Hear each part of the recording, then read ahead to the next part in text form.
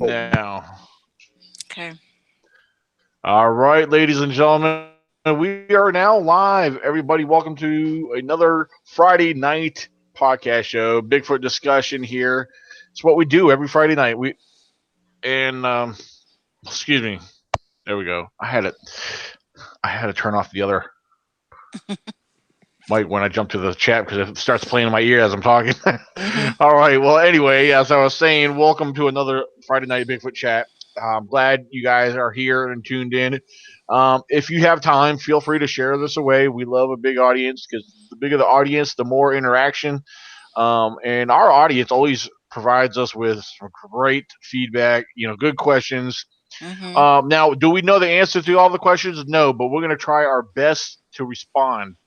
And we share our opinions very honestly, and so with that being said, just respect the opinion. Our opinions are no more than just opinions. If we have facts regarding something, we're gonna make sure we point out that it's a fact and show you the proof of where the that information comes from. But so yeah, we're very open minded here, and we're going to talk about a few things tonight. And I know tonight with us we have Zach Sterrick of the Southern Illinois Monster Hunters. Hey, what's We're up? gonna Yeah, and we're gonna get to him very shortly because he's got some reports he's going to share with us. So I'm actually anxious to find out what's up with the reports and what kind of information he has. Um, I want to give a quick rundown of here a couple of upcoming events here very shortly to remind everybody. All right, get your calendar, get the calendars marked up. Plan your vacation time because June 8th, right in Harlan, Kentucky, is the Harlan, Kentucky CryptoCon hosted by Mr. Jimmy Blanton. All right, so that's taking place at the Extension Depot in Harlan, Kentucky. Again, come on down there. There is a free event. It's free and open to the public. There'll be guest speakers, vendors. So come check that out. Then June 29th in Waynesboro, Virginia, at the Best Western Plus. The address for that location is 109 Apple Tree Lane. That is 109 Apple Tree Lane. So come on out June 29th to the ECBRO's annual Virginia Bigfoot Conference. That consists of several guest speakers, a variety of vendors, face paintings, arts and crafts, books on sale with the authors on site, Chaos Mountain Brewing Company, food and beverage, and so much more. And it's going to be televised radio broadcast live. So come on down and come sit in. There'll be Q&As and everything else. Everybody will have a chance to ask questions professionally, and it's going to be a secured location. So come on down and come on meet the speakers, get autographs, and we're going to have raffles all day long. There will be raffles all day long. So come on down. You're going to love it. It's something to look forward to. Then July 27th in I'm gonna get this wrong. I always do. You want to take this one, Zach? Marion Carnegie Library. Yep, Did I say it right? Carnegie All Library. right. In Marion, Illinois, right? Yep. Knock the ass off All the right. end. Hey, look, I have a lisp, and the S is gonna slip out anyway. So since Zach does not like the way I pronounce his damn state, I'm not promoting him no more. So let's move on to the next subject. You're a dick.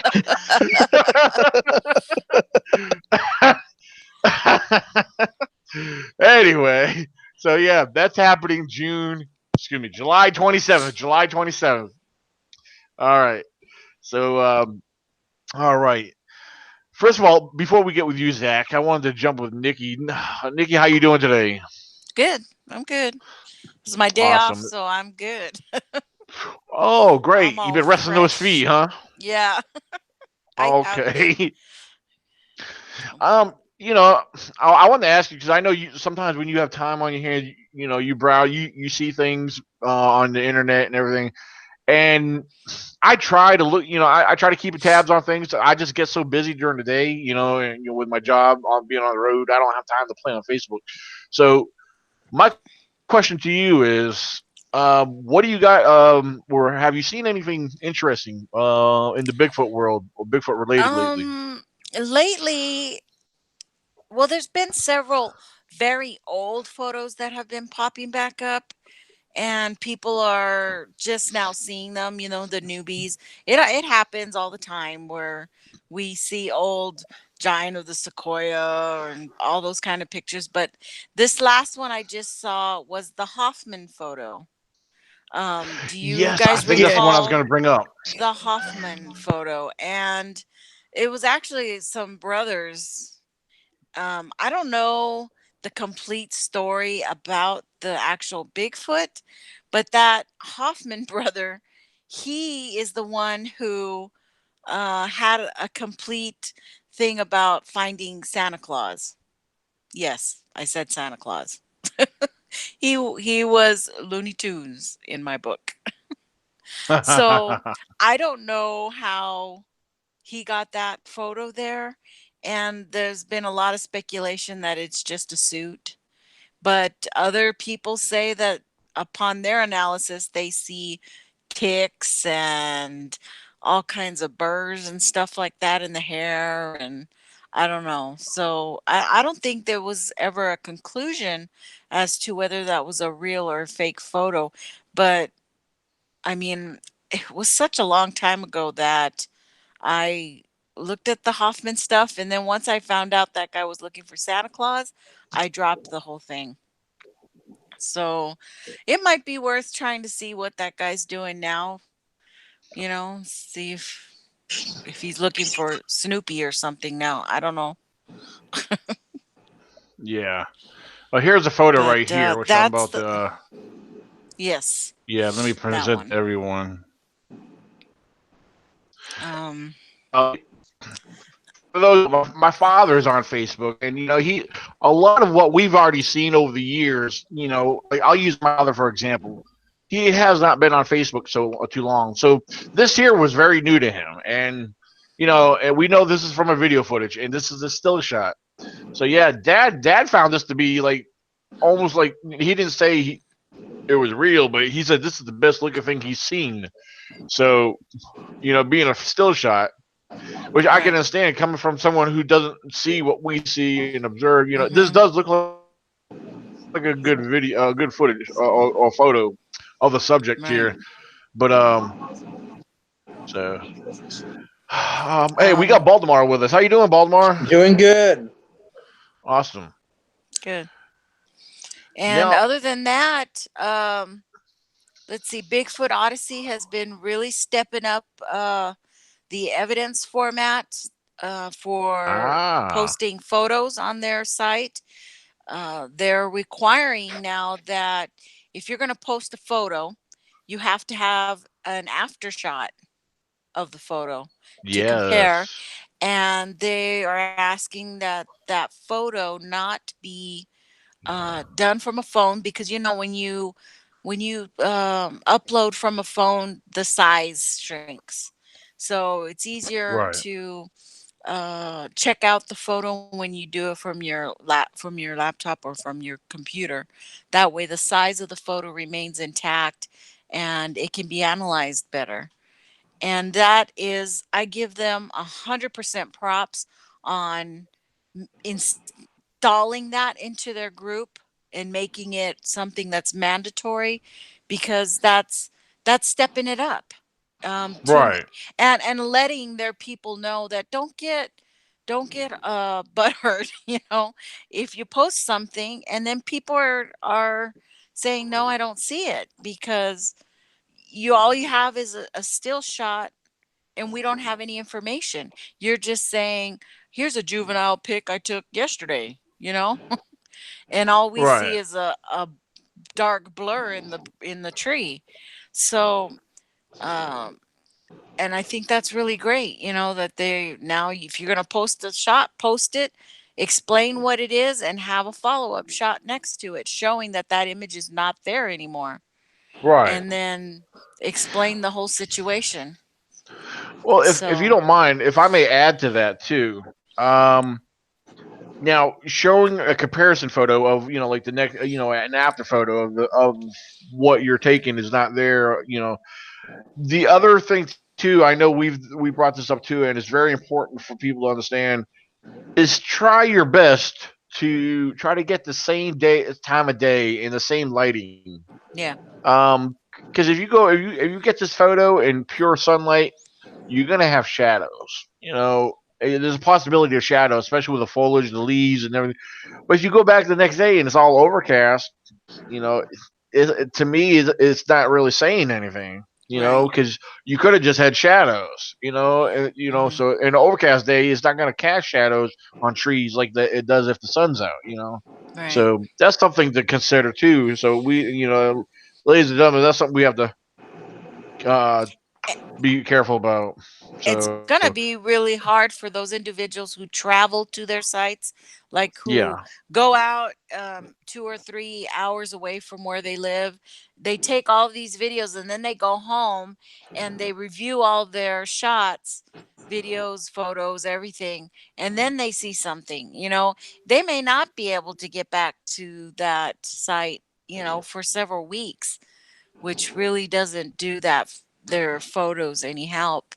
But one thing I know one researcher does is that when they're doing shots, they do multiple shots, of one okay, one area.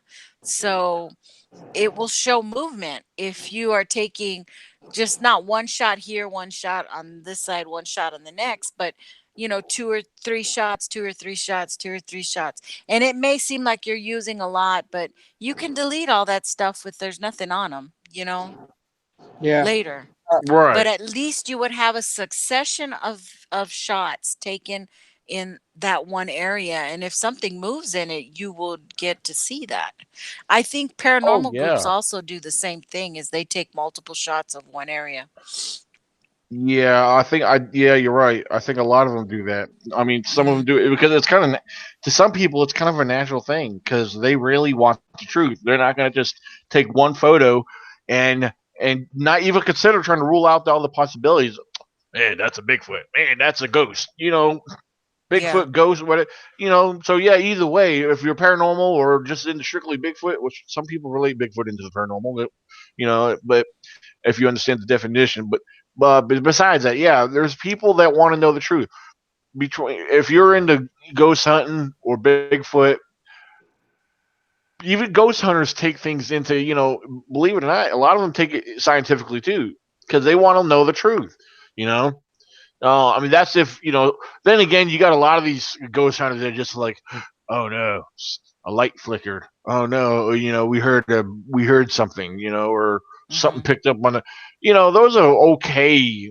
It doesn't prove nothing as far as I'm concerned, but that's just me. But but yeah, as far as photos, I know we're talking about photos. I'm getting a little sidetracked, but I totally agree. As far as multiple shots, yeah, I can see that. I may, start doing that a little bit. I have done that in a way, but then again, not so much. Hmm. Like what Well, I'll it do, takes an I'll effort. do, It takes an yeah, effort to remind yourself to take several shots of one particular area, or when you're doing video, maybe do a double pan in and maybe move one foot one way or the other and then do the pan again, because that would uh huh, show a completely different angle to what you're right, doing. absolutely. Um, I forget there was something I was going to add to that, but um, don't forget to support. Oh yeah, thank you, Tracy. Yeah, Tracy said, "Don't forget the support and give the thumbs up, everyone." Hey, even if I get thumbs down, hey, I got more. Those are viewers. That's all I'm concerned about. We still love you though. That's right. All you dislike thumbs down people, you guys are the greatest because you're still viewing us and you love us. You're still Anyway, viewing. Yep. That's all that that's all matters. that matters. They're, they're giving us love. That's all that they're just letting us know they're there and giving us love. So. Oh. All right. Um, 10-4. All right. There's Viper Getty. Viper Getty. I haven't seen Viper Getty in a while. All right. Cool. And we got Will Platero, if I'm pronouncing that right. Yep. Will Platero. Hi, Daniel, Will, Nikki. Good yeah. evening, you guys and girls. It's been a few weeks. Good to see you. It's great to have you guys on here. And all right, we got more love. We buy more love with like and dislike. Great. All right, what's up, John? All right, glad you guys are Oh, tuning in shoot. tonight. If you guys get time, feel free to share this video around. We got a lot of fans on here. Haters, that's great. Our haters are probably the best fans we got, but that's great. But we're here to talk about Bigfoot, and that's what we're all about. So there we go. All right, Donald. I'm glad you made it on. We got Donald Slovey. I'm glad you made it on. All right. We got there's one name on here I don't recognize. Mm-hmm. Yeah, I'm not sure that. I don't know. My I don't know. I can only imagine. Anyway, hey, we got our viewers are growing. That's great. That's great. All the likes are popping up there. That's awesome. Okay. Ooh, Dinobot my. said, "I'm sorry if you." Oh, I'm sorry. What? No, I was just gonna say I just saw the numbers jump on my phone. The numbers Oh, went up. okay. Hey Daniel, I want to uh, talk a little bit of something that you said earlier about photographs and yeah, everything. please. Yes, most definitely. Please do.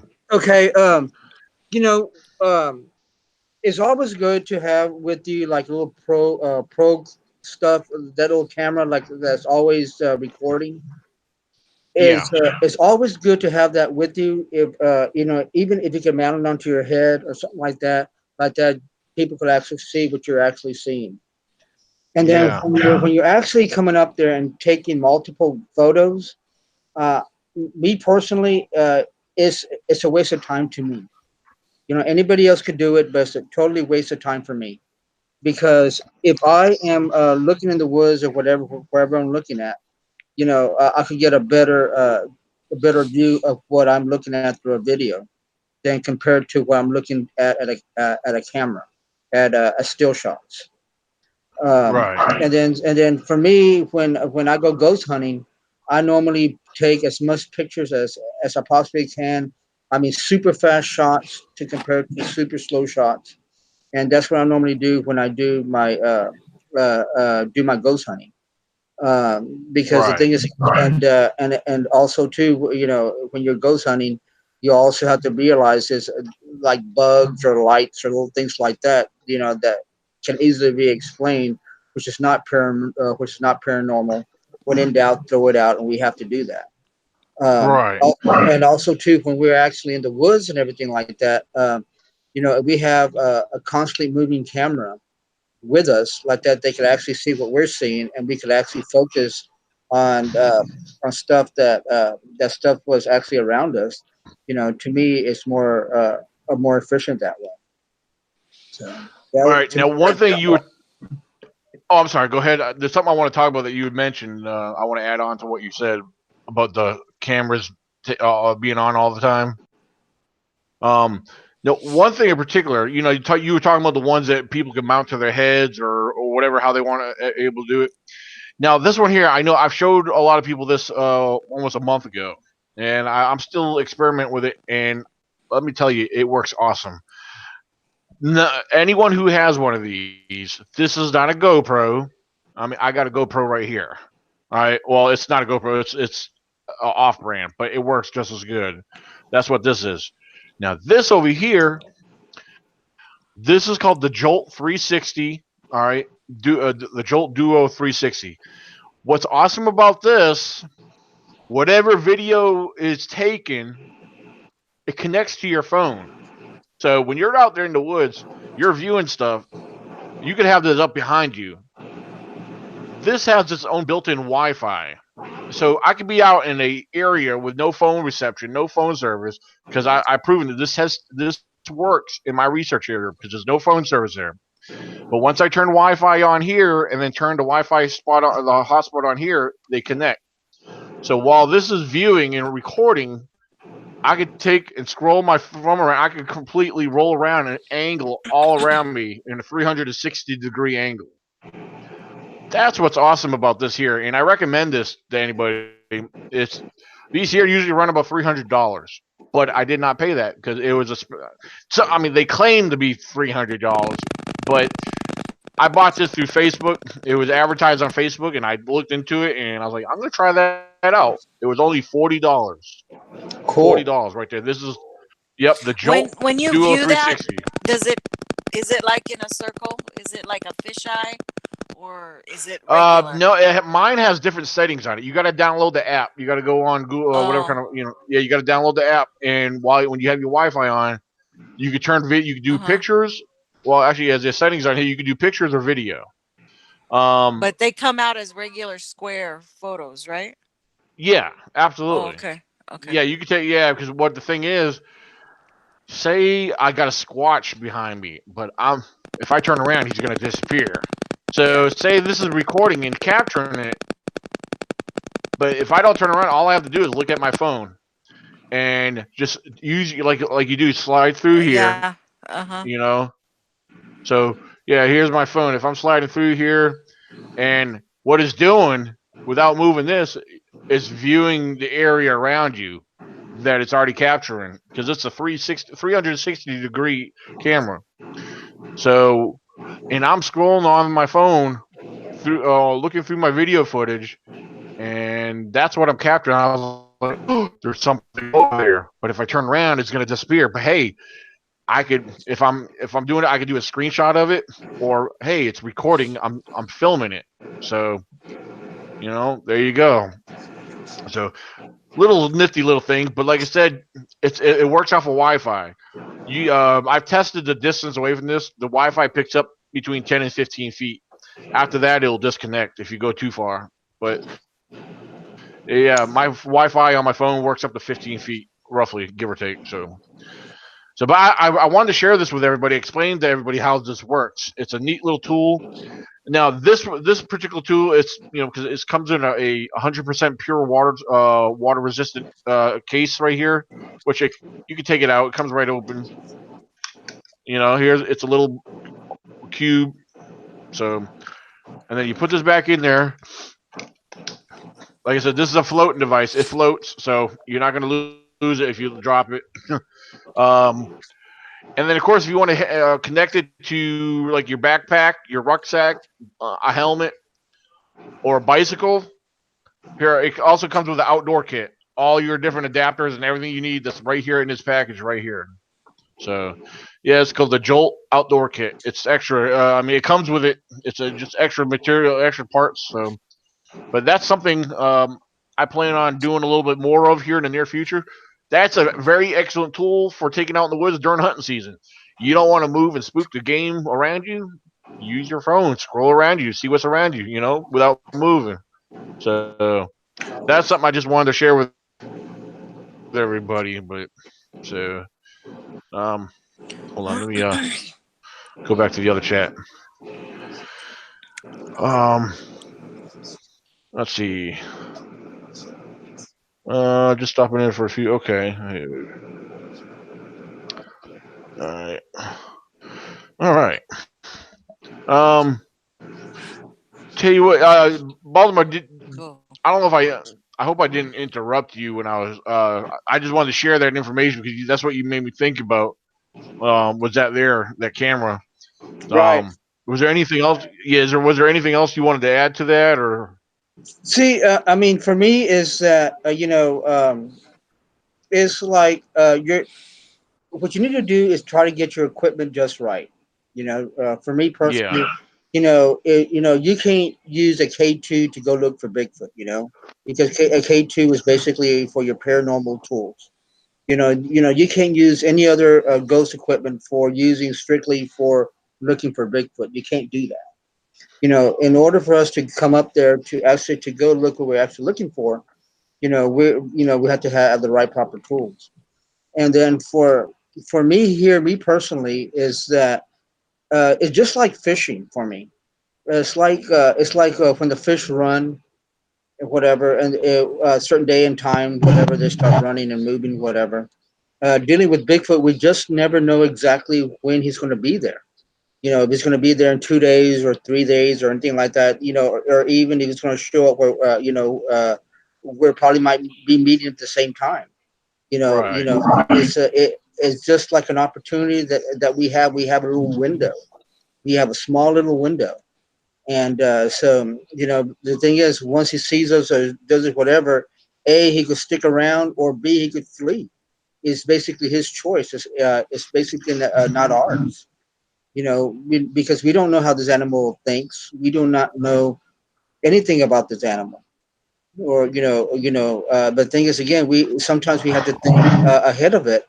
To, hey, I'm only going to have one opportunity at this. I'm going to stay here, and if he comes down the creeks, or maybe if he walks by me, or he stalls, I'm only going to have a few seconds, to take a Right. photo. And so that's what the thrill of the hunt is that we have to be prepared at all times. The thing is, again, it's like the other night I was out there, and I heard a howl, and I didn't have my equipment on. And I said, man, you know what? That's okay. I'm going to hear it again, one of these days. So I'm going to get prepared for it. And the thing is, again, we just only have one opportunity. There's a lot of people that actually say that Bigfoot hangs around, these certain people or anything like that. For me personally, looking at the stuff that I have, he's here one day and gone the next, and we'll probably may not see him for another couple of months or a few weeks. It's just, is when he normally comes by. So, and we just have to get prepared. We have to get ready. So, Yeah. Oh, yeah. I mean, I agree. And I have to say, it's to me. I mean, even though I agree, it's also I guess easier said than done.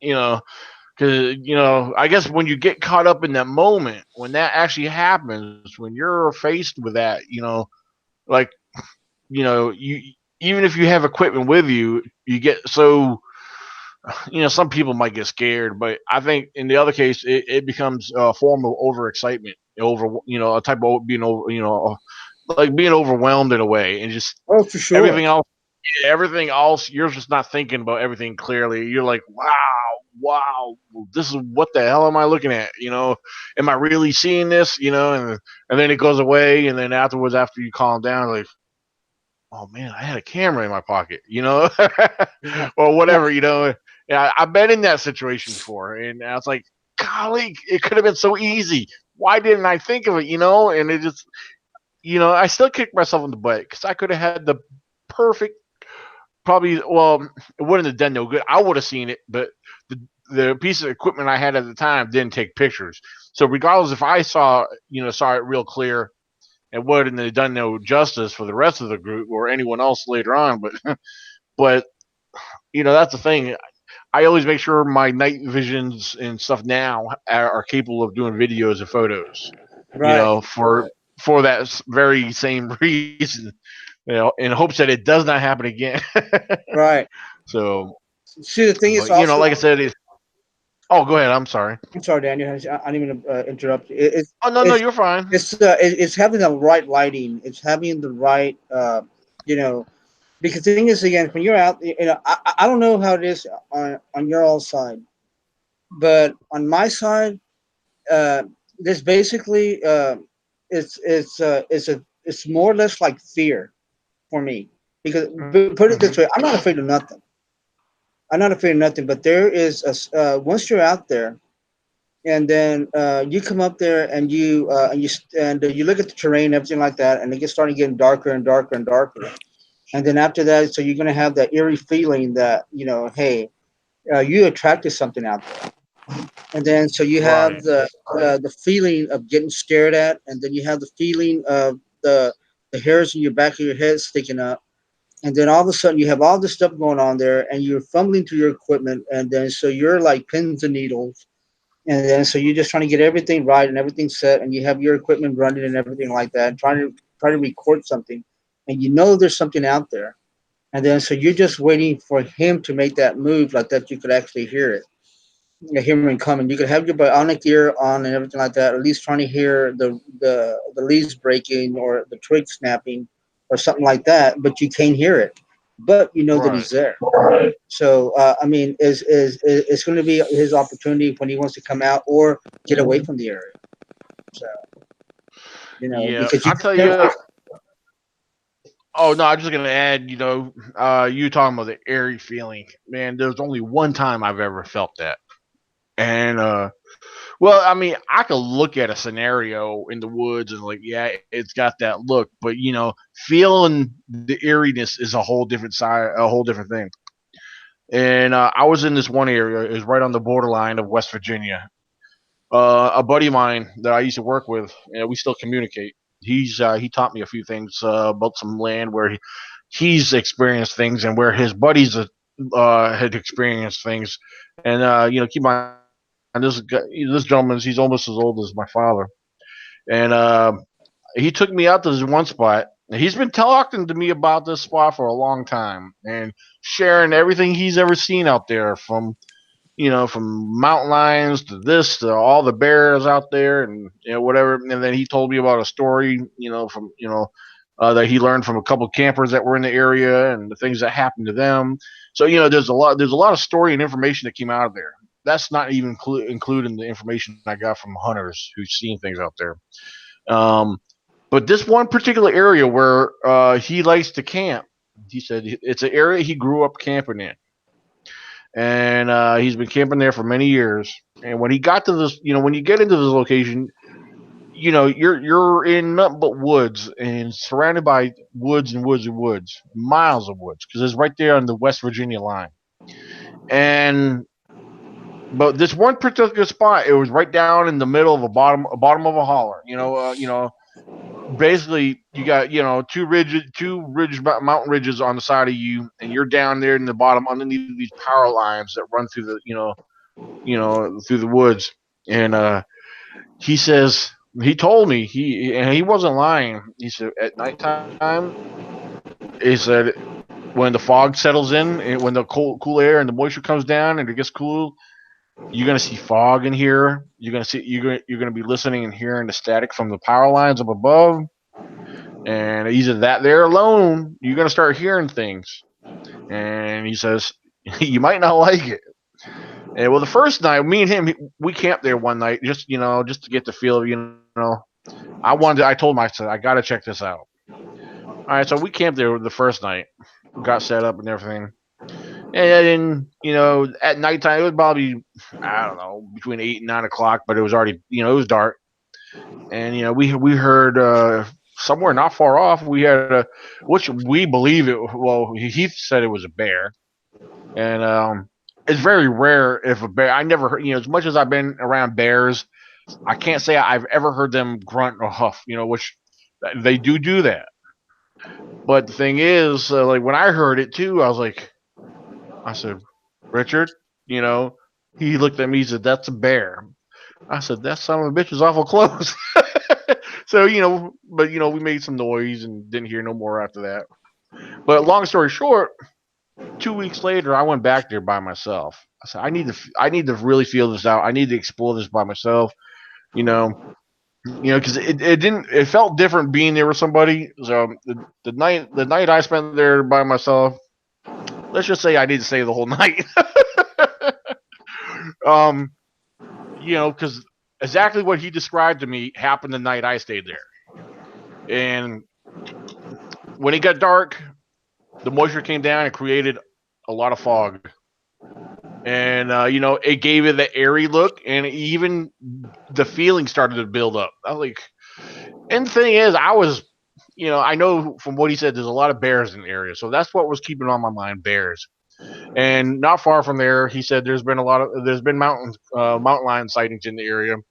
So I had my sidearm with me. It was sitting right next to me the whole time, and I had plenty of lighting.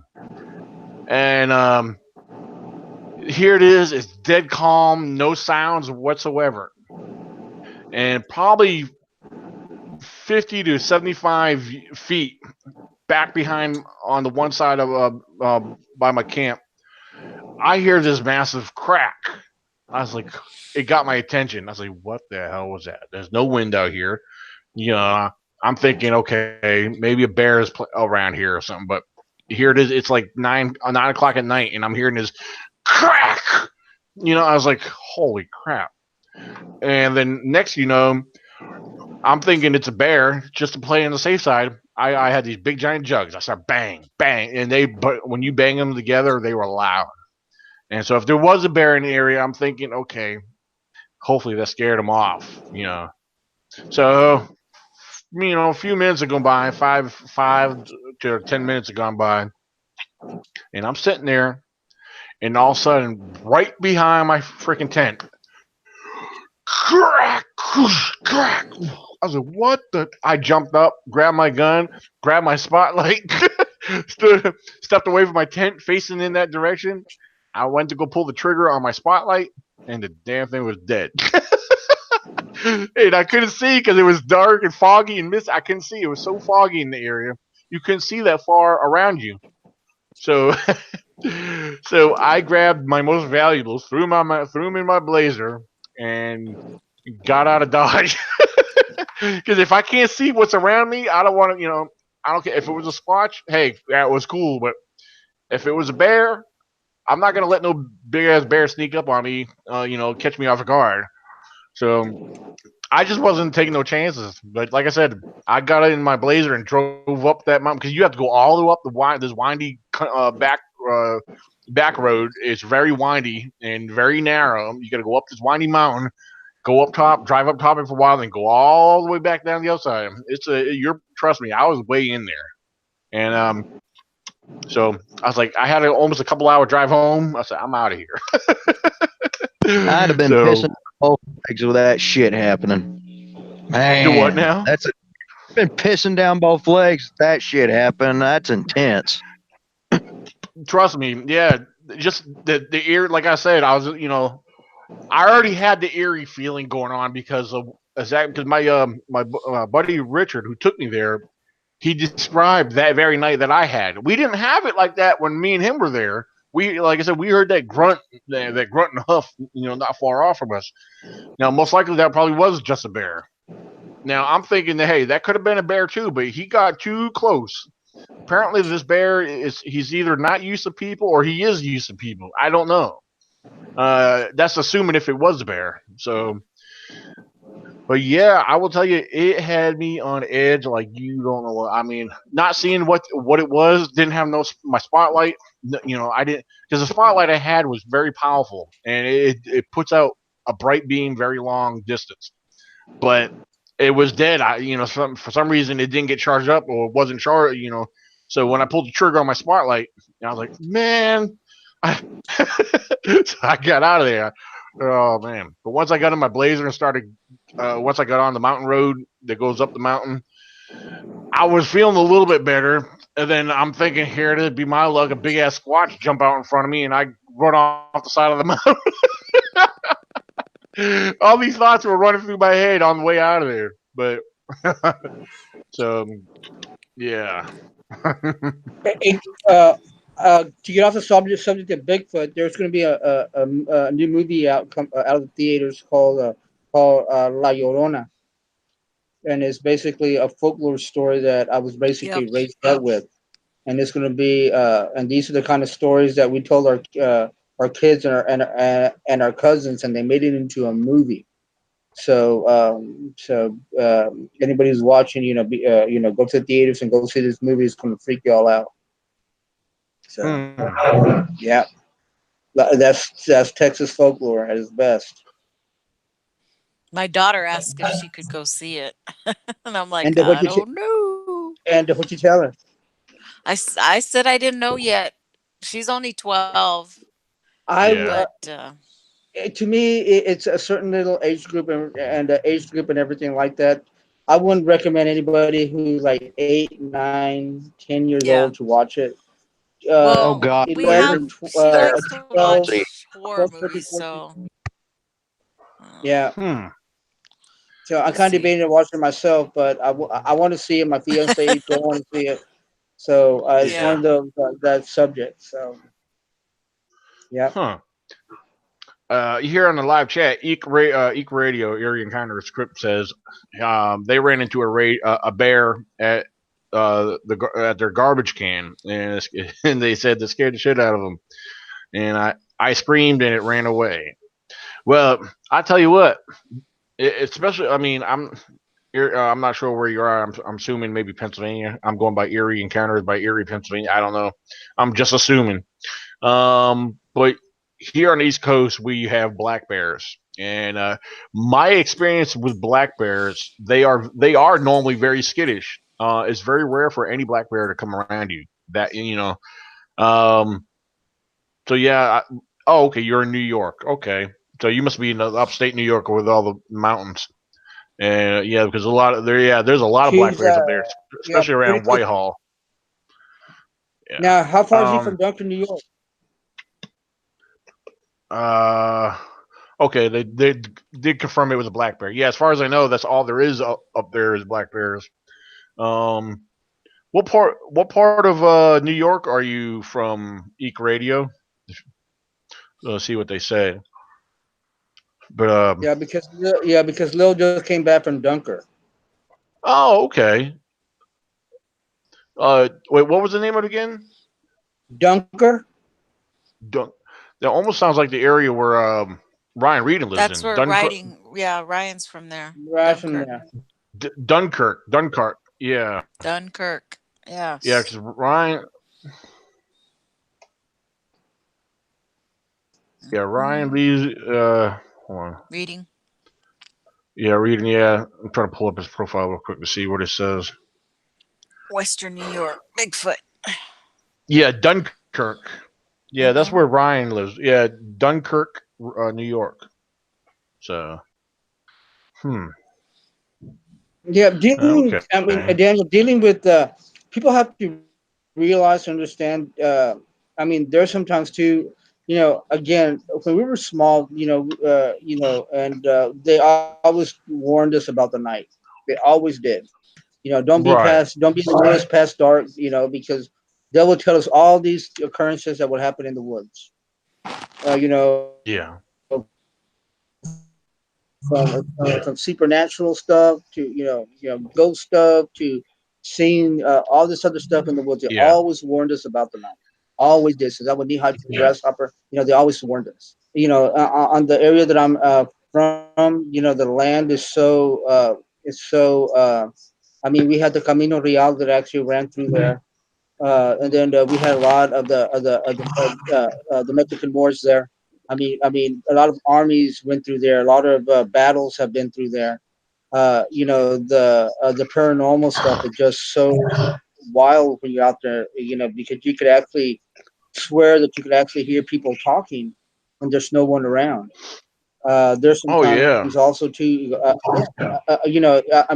When you go up there, you get so contaminated with paranormal stuff, and then and then when you try to do your Bigfoot research, you basically can, and that's why there's sometimes you have to dis, uh, separate both.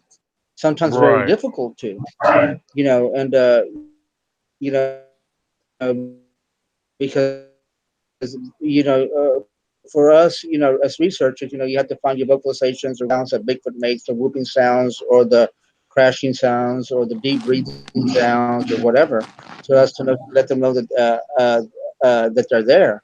And then down out there, and then also too, you could actually hear like people talking or whatever, or even people talking in chants. Sometimes you hear that as well. And then Yeah. so you're just like caught.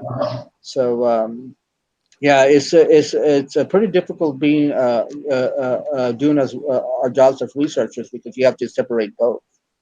If that makes any sense. Oh yeah. Um. There was one thing I was going to say.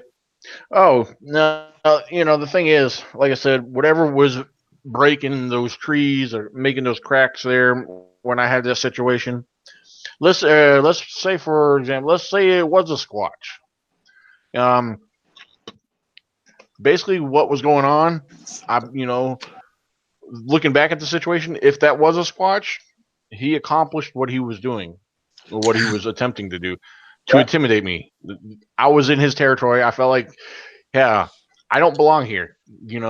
Get out of Dodge. And after there, it pretty much it was in me to do so, and I wasn't going to stick around to find out what the heck that was, but the I read the situation pretty well, and but I came back. It was actually a couple of weeks until I was able to return back to the location, and my tent and everything was still there. Thank God, but because no one hardly goes there.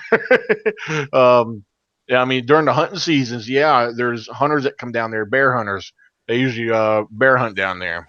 So that's what I'm thinking. I know that there's bears in the area. I can't say it was a squatch, but considering the situation, I was like, in my experiences with bears usually don't come that close to you. They usually avoid you, But so who knows? Oh, all you heard was a raccoon. It's probably a squirrel Uh, falling off a tree branch, trying to reach for his nuts. yeah. I wasn't gonna say that. Oh Lord, I had to throw that in there. I'm sorry. Tell you what, Zach, you had some reports that you gathered here recently. Is that correct? Oh yeah, it's from last week's town hall that I hosted. Oh, okay. Well, how about you take it away and share what you got with us? All right. Well, the 3 reports I got, 2 of them came from a Illinois forestry man, and one of them was told to me in a third person report from an old lady that lives in a little community called Buckner, Illinois, just a couple miles from where I hosted the town hall this last week. The first one is actually a dogman report that she handed me, and it wasn't by her. It was actually by an old woman that lived there in the trailer park there in Buckner. And she lived this happened, I think she said, back in 2015, 2016. There was an old lady that she lived by herself there in the trailer park, but she was really took care of by her neighbors. I'll get it out. And for the longest time, there was this knocking at her back door. She lived in a little single wide trailer, and the only way to come up in the trailer was through the front door because the back door didn't have any steps and it was pretty high up off the ground. Well, one night she was hearing this knocking at her back door. And it happened like once or twice, and she hollered, "Come around to the front, I'll let you in. Come around to the front." And then she heard scratching at the back door. And she went to the back door to see if it was a tree branch or something hitting the door. And when she opened up that back door, looking up in the door at her was a dog man. And the creature reached up and grabbed the doorknob, and she wrestled the door back from the creature, and she double bolted the back door. And they called the cops. And the creature disappeared. And then it came back after the cops left. And she ended up calling her sister, no, not her sister, her daughter, to come pick her up, and she moved out of that trailer the next day. Wow. Now, did she have to give this description of this dog man? She said it looked like a werewolf. She said it looked like the werewolf from American Werewolf in London. Wow. Wow. So it did have a snout. Except this thing was standing up on its hind legs, and this thing was trying to get in the trailer. Wow. And this was, I mean, from an uneventful town hall, only one person came to it because there's very little promotion for it by the library itself. But we sat there, me and the one person, we sat there and we talked an hour and a half. And she told me these 3 encounters. The next one is from a friend of hers who works for Illinois Forestry. And he was going out deer hunting one day. And he's walking into his deer stand, and about 25, 30 feet away from him, it's getting to be about daybreak, and he sees something peeking around this tree at him, and he had his flashlight with him, and it would peek around, and then whenever he'd bring the light up to where its face was, it'd duck back behind the tree, and he'd play this little game where he'd drop his flashlight and the thing would peek around. You could see the eye reflection and the offset of the beam, and then whenever he'd bring that light back up, it'd duck back behind that tree. And he got up, going up and walking closer to it, trying to see what it was. And the thing stepped out from behind the tree. And he said it was at least 7 feet tall, brown hair, and weighed close to 500 pounds at least. And it just stood right there, and it looked at him, and it turned, and it walked back off the trail, and he hauled ass back to his truck. He wouldn't go back hunting that area. Mm. And of Wow. course, with the forestry department, they got to know everything that's in the woods. They got to know the wildlife and certain things. And this guy grew up as an outdoorsman all of his life, and he said only thing he could describe it was that it was a Sasquatch. And then the second one happened the following year or year and a half after that. He was going to go turkey hunting. And turkey. So it was about this time of year, probably about maybe 2 years ago. He was walking in to go turkey hunting, and he's past this man that was walking the trail. Well, there ain't nobody supposed to be on their property, and the guy had a fishing pole and tackle box with him. And he said, "You've been fishing?" He goes, "Yeah, there's plenty of fish back there." He goes, "I didn't know there was a pond on this property." He says, "Well, it's been in my family for years."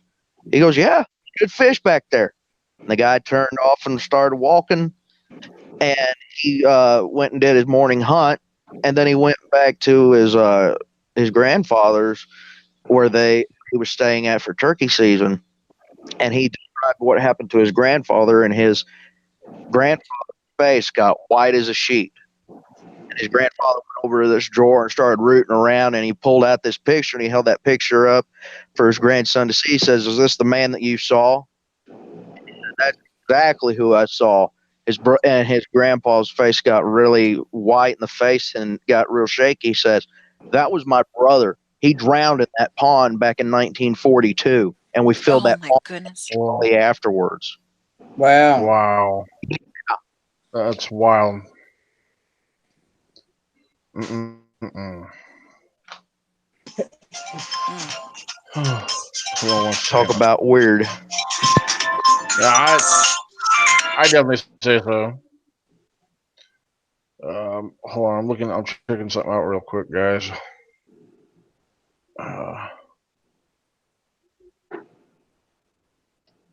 Let's see.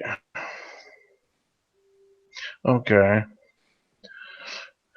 Yeah, judging from what I'm seeing here in the live chat, yeah, people are like the stories that are being shared. People, it's like, yeah, they could sense what these people were experiencing. That is kind of, I don't know. I don't know. That's pretty wild. That's all I can really say. And then Friday night, after we got done with the town hall, me and my girlfriend, we decided last minute to go camping, and we didn't take a tent. We just crashed in the back of the truck, and we're just laying there, and we was looking up at the stars, and we hear something moving off to our left, and you could hear like grumbling noise, and it was something heavy moving through the brush. And we were parked on a hillside next to a tree line, and the tree line was probably about maybe 30 feet away. And you could just hear something just grumbling, like just tromping through the brush. And then it went east of us. We was facing east. The back of the truck was facing east. And then about 11:30, we heard "What?" just out of the blue, and then all the coyotes started off. Oh wow. Yeah. My girlfriend was scared to death. She's first thing whenever she got in the back of the truck and everything, after we got everything situated, she goes, "Okay, so what's a Sasquatch sound like?" I said, "You'll know when you hear it." I said because it's so out of place at night that you it's just so out of place that you know in the back of your head that what you're hearing it is and could be a Sasquatch. Yeah, let Right. me get that. Okay. And whenever she heard the thing scream, it scared her half to death and everything. And she got up next to me and everything, and I had my pistol, and I slept with that pistol up underneath my pillow all night because with that thing coming that close to where we was in the truck, we didn't have no lights at all. The only lights we had was our cell phones, and I took my pistol with me because coyotes are getting real bad now, and we're in the middle of the capping season.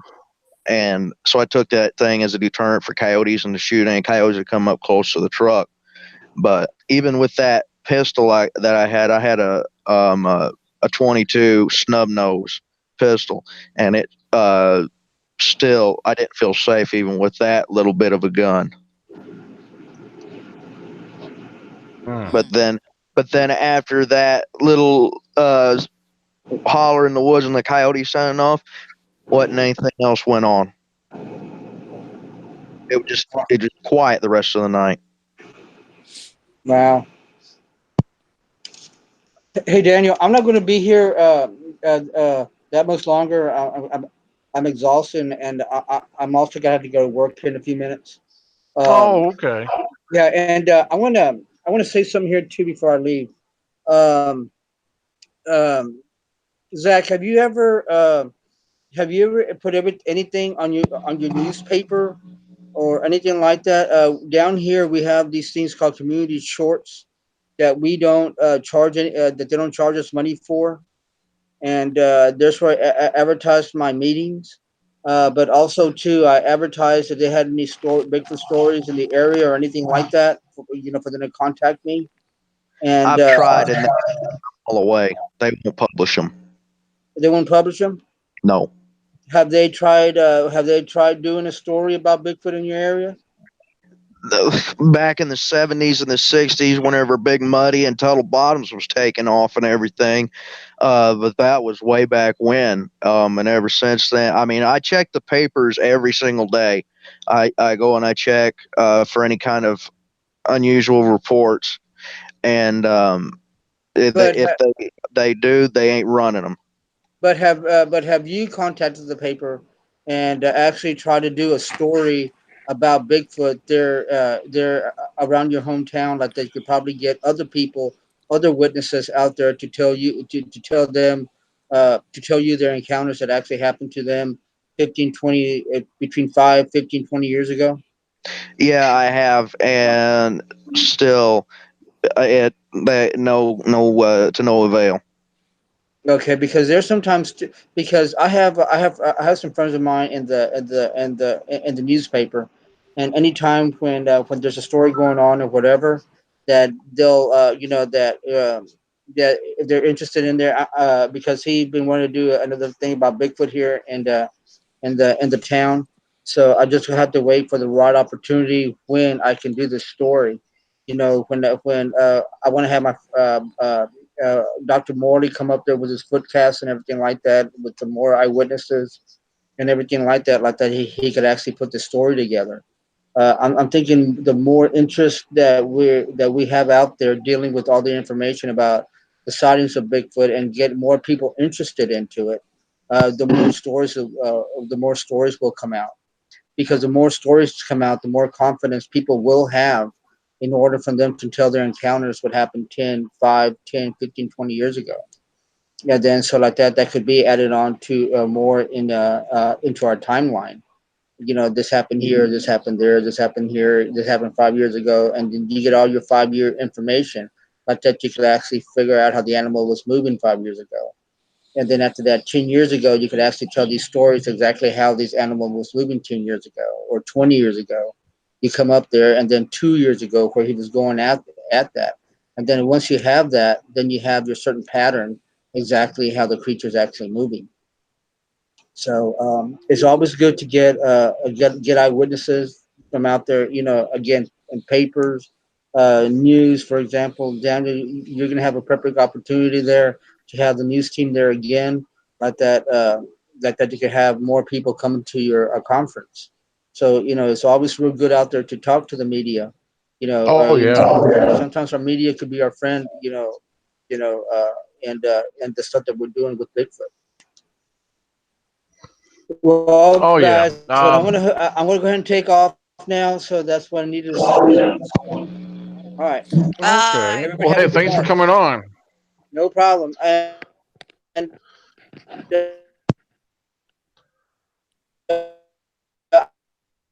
I'm gonna be in Jimmy's show tomorrow. Okay. So Oh, see okay. y'all What? later. All right. Yeah, I'll be on the lookout for that. Bye. All right. Have a good night, Baltimore. All right. Yeah, it was a little hard to hear his last few words there Yeah, because it was. he was just trying to say that he was going to be on Jimmy Blatton's show. What if it's all true? Oh, On okay. talkshoe.com, talkshoeradio.com. No, it's just talkshoe.com. And the Oh, name of the okay. show is What If It's All True? And he's going to be the guest, returning guest, actually. He's been on once before. Huh. Okay. Cool. Um. Hey, Marissa. I'm pretty sure I found the right one. I just added you. I clicked follow on Instagram. I'm assuming that's you. There was a lot of Marissa Rose, but but I found one that says they love Bigfoot, so it's got to be you.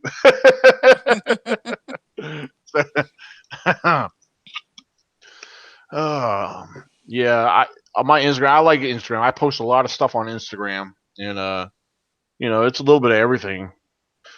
But I don't have as it. far as my, you I got don't. rid of it. Nope, I It's got rid of Snapchat. I got rid of Instagram. I have Twitter, but I don't ever use it at all. And nope, it's ah just Facebook and YouTube, and that's it. yeah There's too many yeah. As far as things. It's just too many things in my world. well, you're right. It is, but at the same time, for what I do, I mean, it's part of the Yeah, networking. I take advantage of the different networks. right. Facebook is probably one of the biggest ones, but I use Instagram, to share information and post. Because Yeah, you can Instagram, hit more people. oh yeah, absolutely. There's people on there that I may not have on Facebook, but eventually some of them do end up adding me on. But Twitter, I've been off of Twitter for a while. I've recently been back on, and so I got a Twitter following. So not as big as Donald Trump's, but but it's a following. Um, so Marissa said, thank you, so excited. My mom says not to use it a bunch. Thank. Alright. That sounds like um, something I would say to my daughter. what else we got here? Um, yeah, because something like Instagram and Twitter, Instagram is mainly for photos, but Hmm. like I make certain posts where that advertise what I do, because you could Yeah. add captions and links and stuff, and all that good Hmm. stuff. And Twitter is it's a big social network. You could put whatever you want in a post, a tweet, and the thing is, you could tag like people that you don't even follow. If you know how to do, if you know what you're doing, which is awesome. Hmm. Yeah, 'cause you could start entering a name and like, oh, look at this. This here might reach a bunch of people. So I do stuff like that. And Yeah. it does. It's been reaching out to a lot of people, and a lot of the network, like the news networks, and a lot of them use those platforms. So I definitely and that's Oh, how I was actually reached out to a lot of people. he Uh, just he just mentioned MySpace. Did you ever have MySpace? oh yeah, I had MySpace before Facebook, and Yeah, I had a MySpace account. Do you remember having to put in all that code just to get one little thing up? it's been a Do you long remember time. that? Oh my goodness. Yeah, it's been a long time, but I don't. I'm sure I still have a Facebook. I mean, a my face account, but I just don't remember. So that's right, Jim Jerkins. Jim Jerkins said it. ECBRO forever. Yeah, that's right, Jim. So what's what's Puff Daddy say? Can't nobody hold me down. Oh no, I got to keep on moving. Oh Lord. And that was a remake, by the way. Oh yeah. The tall ones. Ha ha. Blast from the past. um, Terry said, "I never had MySpace." Yeah, you ain't missing nothing. They changed a Yeah. lot too. They've really changed the way their layout is. I mean, it's like Facebook. Facebook's changed over the years too, but Yeah. so. I didn't even know MySpace was still Oh, around. I thought they've totally got rid of that. oh yeah, it's still used by I don't know how many people, but it's still used. Hmm. So uh, what the Orsina? What's that about? What? Orsina. Uh, Oh. Jim Jerkin says I heard some crap today. Uh oh, what's that about, Jim? Uh, Terry said I like 50 Cent in the club. In the club. Let's see. I haven't been to a club in I don't know how long. My clubbing days are over. See that. I'll probably I was gonna play that real quick, but I'll probably get copyrighted for playing their music. Oh yeah, yeah, probably don't do it. My friend was Even at like a military ball and she was just showing the people dancing to a song and they totally took the hmm music out. And it was just like a 30-second, you know, video and they took yeah. all the sound off of it just because of that. Yeah, if yeah, if I use anybody else's information on my YouTube, yeah, I'll get a notification that it's it yeah, I won't get in trouble for it. They just let you know. Basically, all they do is unmonetize that particular video, so there's no I won't be able to make no money off that video. So yeah. Um. Oh, Tracy said we are good. The water's going down. Well, that's good to know. That So, is good to know. all right.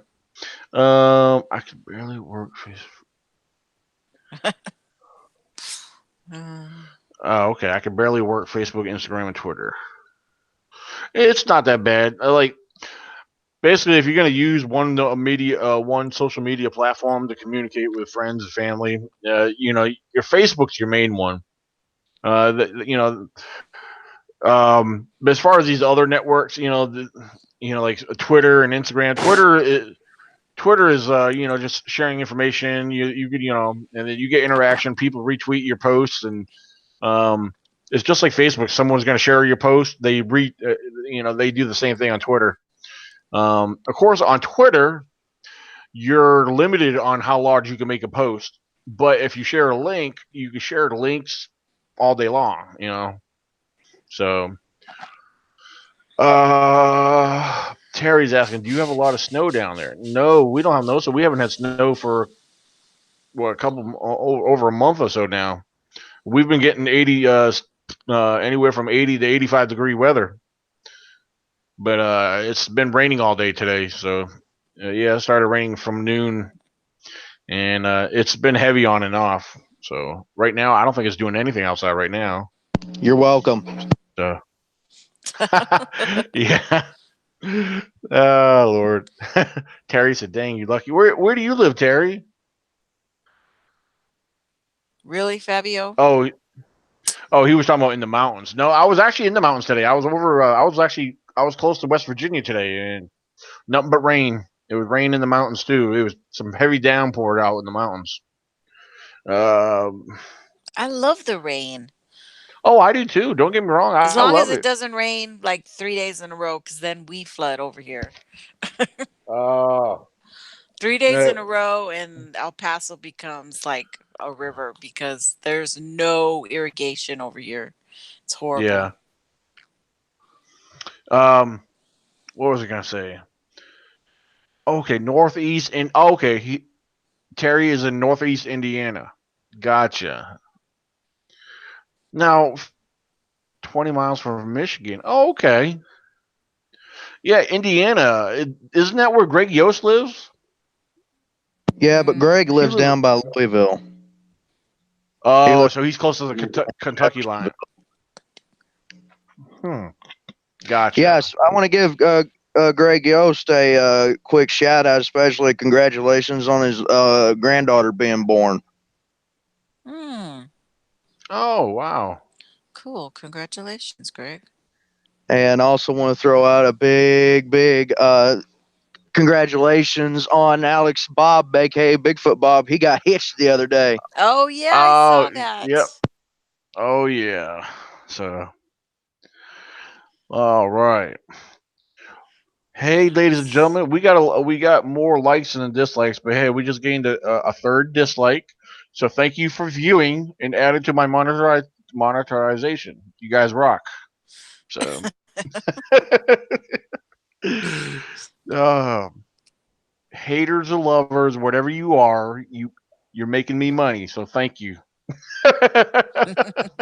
Oh, I love it. So, all right. Lightning struck the transformer near my house. Oh, that sucks. Oh man, Jim. Oh yeah. Pearsburg. Never heard of Pearsburg. Pearsburg. It's actually it's right there by it's in okay, he lives in Paris.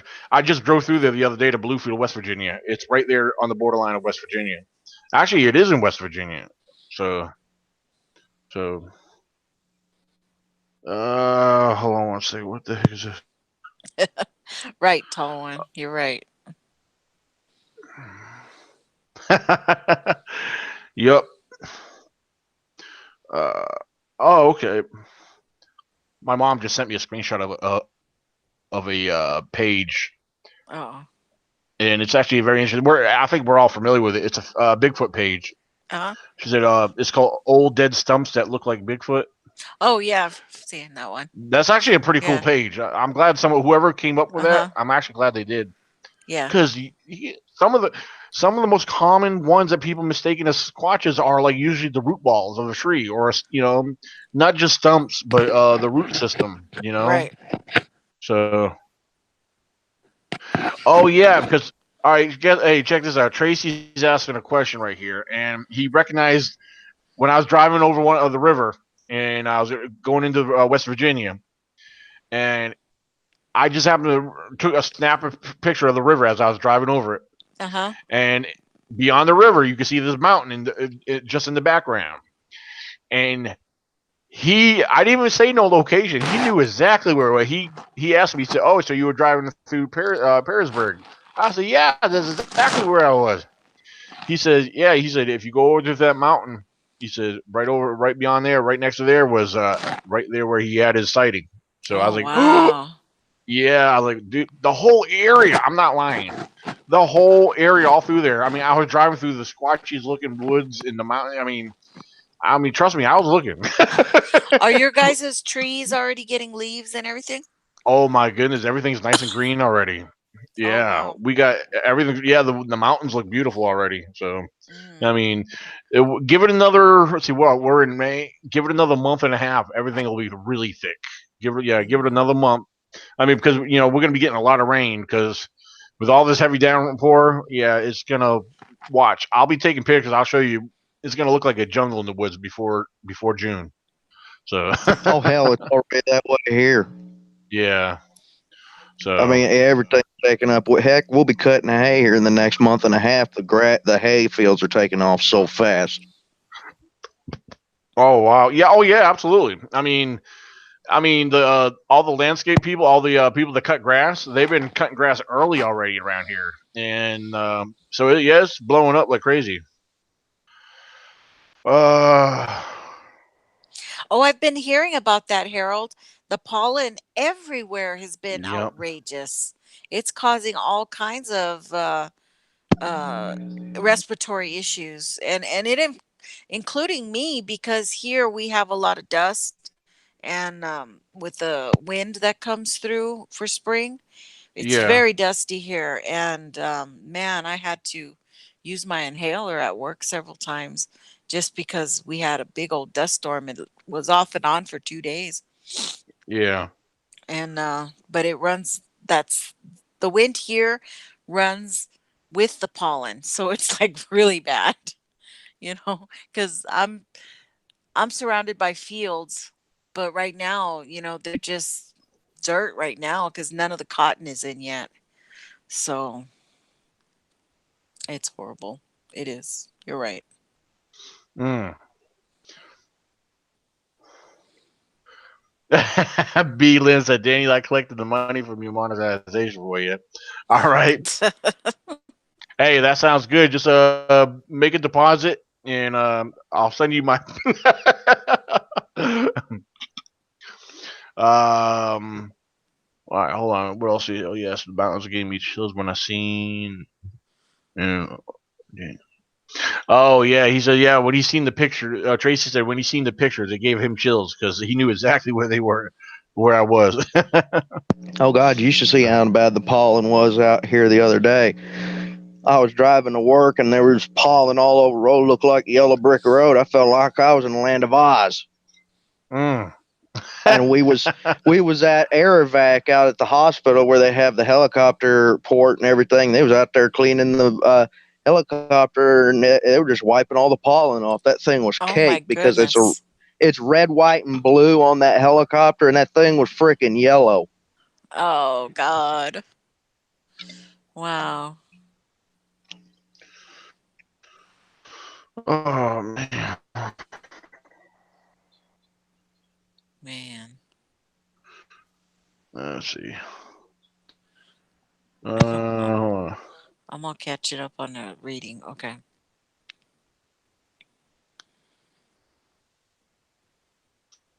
Oh. okay. Yeah, Daniel, you're getting all this money from being monetized now. We need royalties. We need cuts. Yeah. Here's your 2 cents, and here's my 2 cents. Yeah, thank you for It's yeah. not like You're that putting in your much. 2 cents. It's I need not like that much. commission. Okay, I get paid 10% at work. You got to double that. Daniel's making the Oh big man. bucks now. He can afford to take us out.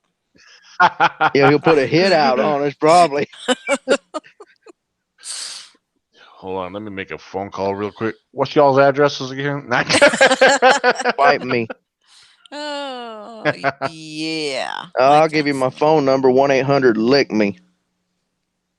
I was gonna say something, but it would have probably cracked you guys up, but I'm not going to.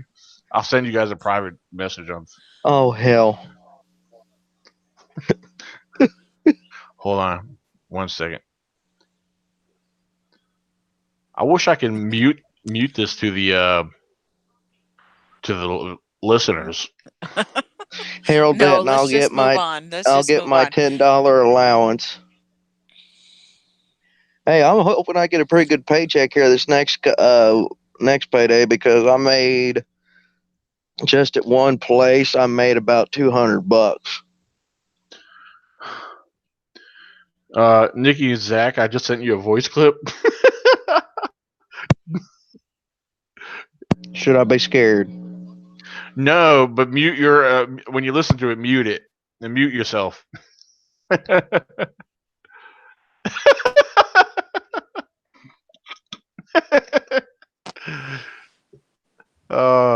Sorry, Nick. I was gonna say that I didn't want to say it out loud. Mm-mm-mm. Oh, let's see. Well, now I gotta mute.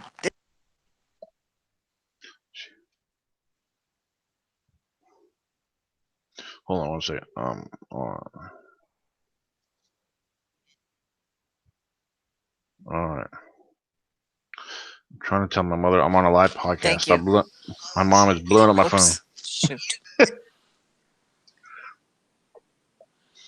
No, All B, you're right. not missing out on anything. It was something stupid. It's kind of an inside thing. It was not. Yeah, it was. Don't. I was all excited about I some ain't secret. scared. It's not a secret. Yeah, I wasn't scared. I ain't scared. All right. Let's see. I know from everything we discussed tonight so far, does anybody have any questions that we may be able to address or discuss or respond to? Uh, oh, Not B looking. Lynn said I am unable to be on Facebook or Facebook Messenger. That sucked. Well, I'm glad She you can make locked it herself. here. So, You'll get back on. You just have to reset everything. huh? She broke her phone, so her now she's all locked out of Oh, everything.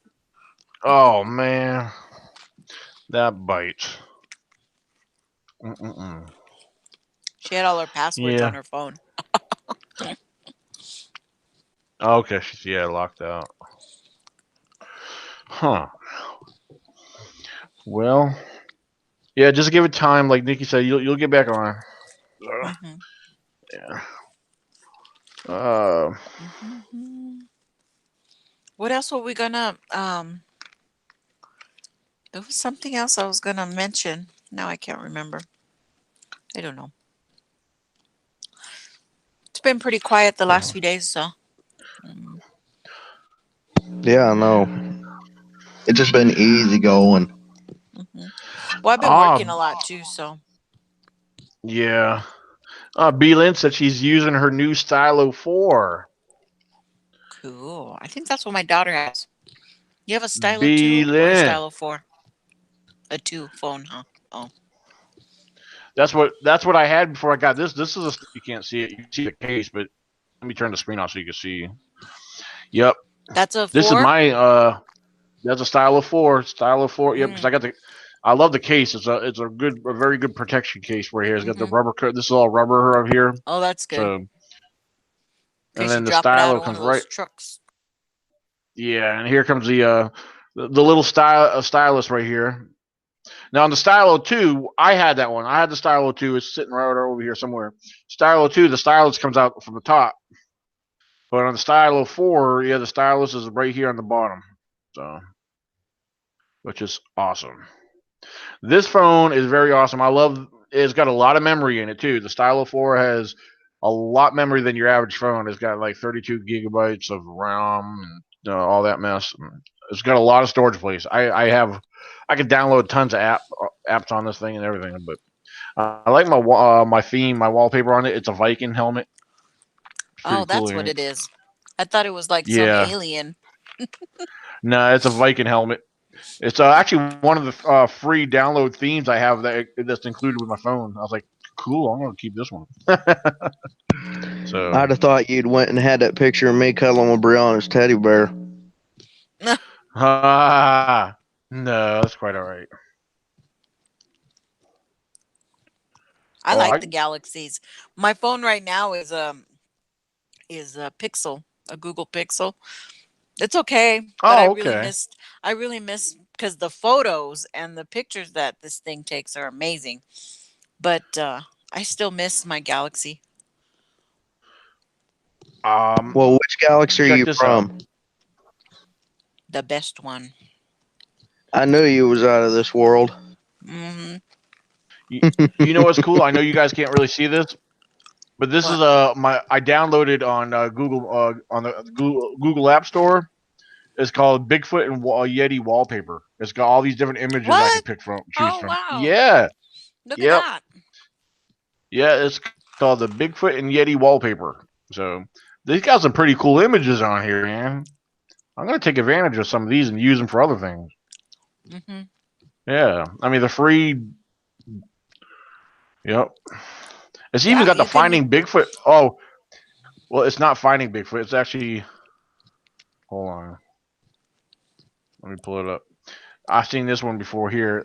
Oh, you guys can't probably see it. It's called Never Finding Bigfoot. Oh, Yeah. Yeah, it's got some pretty cool looking stuff on here. Yeah. Yeah. Damn, this wind's blowing this house and rocking it. Really? Oh my God, it's blowing at least 50 mile an hour.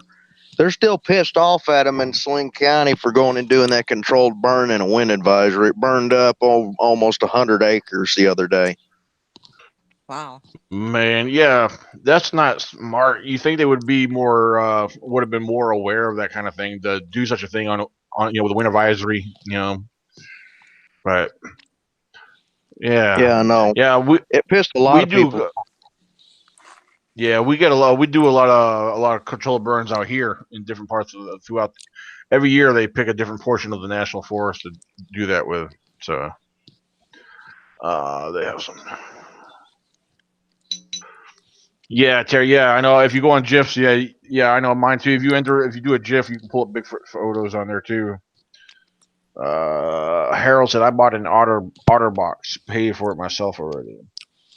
Oh, those OtterBox phone cases. They are, yeah. Some of those are very pricey. Yeah, my Yeah. husband has one of those. So remember they did that on those. Oh yeah, James. Yeah, absolutely. Yeah, they done that a few years ago. Right on the coal road where they do control burn. It's all got a lot of new growth in there now.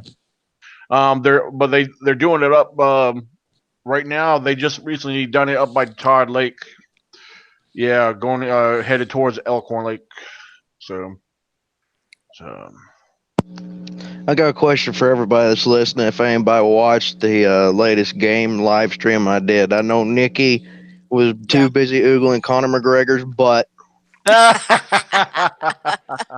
You made him Oh have and a she big my. was butt. oogling, and she was oogling Kurt Angle because he had a bald head. Oh yeah, I was. I know Daniel liked his guy. Yeah, he was pretty cool. Oh Bigfoot man. Yeah, Bob but enjoyed Bigfoot his Bob guy. kicked ass. He was like Oh. tough.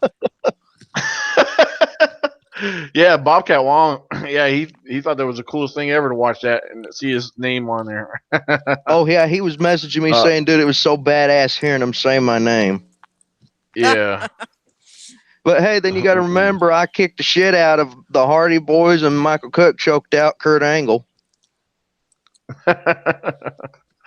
Yeah, Michael Cook didn't get on it, did he? So, No. Hi, Jimmy. Just thought I'd say that real look at fast. Tracy said, "Hey, now there's nothing wrong with bald." LOL. You better behave, Tracy. You might end up on the game next time. No, he was making that joke because he's bald on top. So I thought he had a head full of hair last time I seen him. no, he was wearing a hat. He hides it.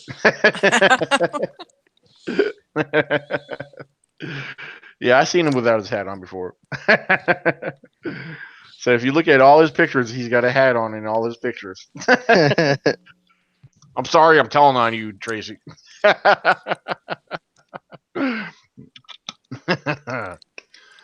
uh, Hey, it ain't no use to go and being ashamed. Chicks dig bald headed guys. Yep. hey, Tracy said Ric Flair. Woo! uh, That's funny. Jimmy said I hide mine too.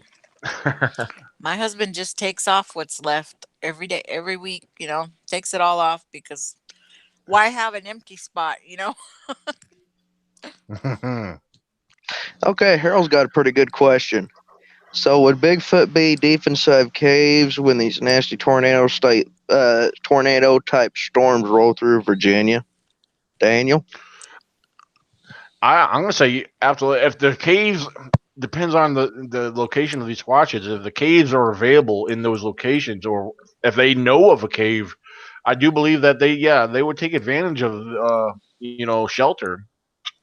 Um, I mean, I'm sure they use other means of shelter too, but underground cave structures, yeah, I honestly do believe that they do take advantage of that, just like a lot of other wildlife, that use dens and caves, you know.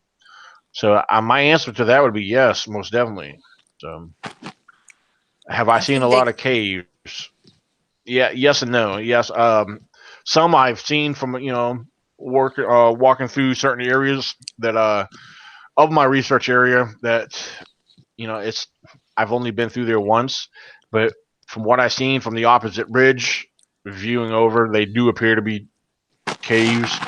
There's other locations where I believe I have spotted caves I just wasn't quite sure of. Just some of these areas need a closer look. So, but my research area does have a lot of caves in there.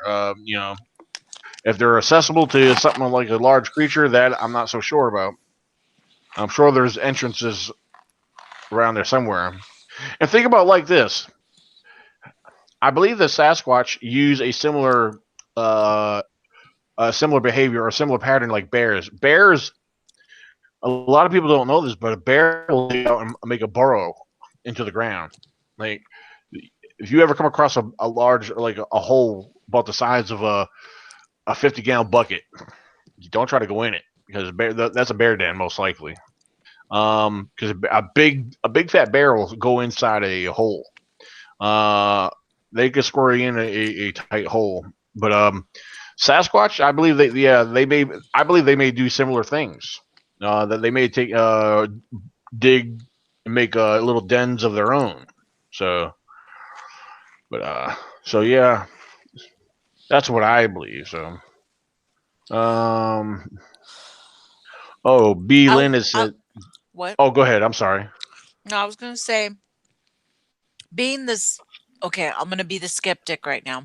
Um I want to believe that they have to go somewhere, right?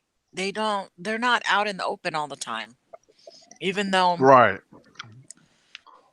some people say they're probably out in the open all the time, but I think they have to have a shelter. I Oh just yeah. believe that if they are as intelligent as people make them out to be, then they would know they need shelter.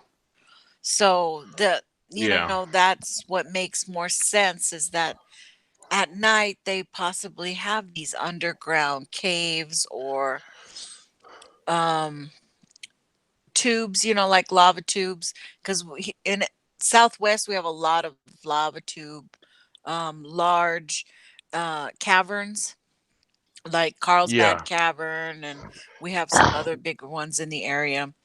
So, and those are extensive. They run for Yeah. miles and miles,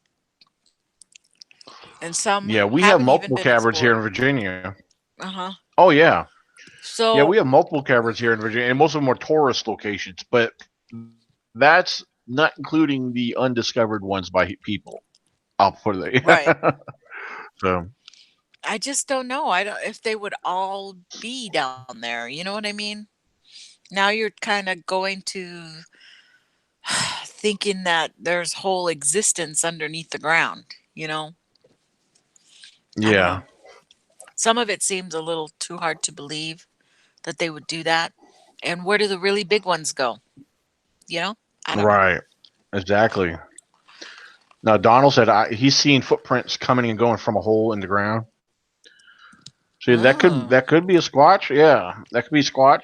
Like I know, like holes in the ground. A lot of them, they could, I know, like I said, like I was stating earlier, that bears use a number of things for shelter.